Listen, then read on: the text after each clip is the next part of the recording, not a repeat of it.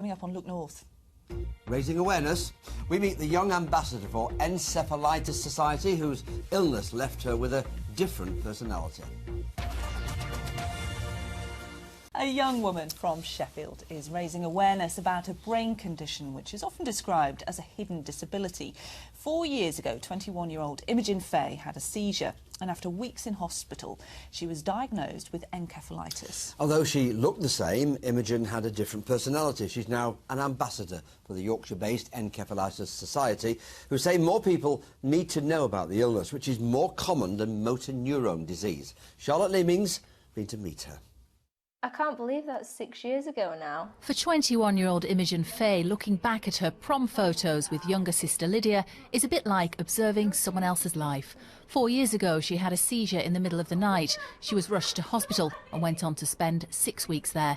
Doctors originally thought she had meningitis, but after further tests, she was diagnosed with encephalitis, a rare but potentially life-threatening condition. When I woke up, obviously, I wanted to talk to people and I wanted to ask them questions, but it's like I wanted to say something but I just couldn't find my words. It was just like I was stuttering all the time and I couldn't, they were in my head but the words wouldn't come.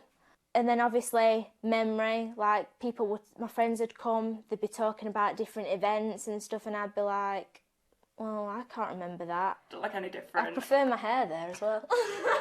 Whenever she's really happy, but whenever she's really sad, she can get really down. And you just see the extremes of her personality. Encephalitis is a sudden inflammation of the brain. It can strike anyone of any age. The most common cause is a viral infection.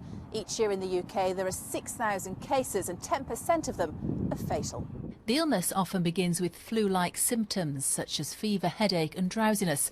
It can leave survivors with long-term problems, including memory loss, epilepsy and chronic fatigue. Many people will go on to have a different life and not return to the way that they once were. But at the Encephalitis Society, we do try and encourage people. It might be a different life, but it doesn't have to be a worse life. And that's something Imogen agrees with. Her illness prevented her from going to university. Instead, she got a job in student services. It's a different path to the one she imagined before her illness, but it's one she feels lucky to be taking.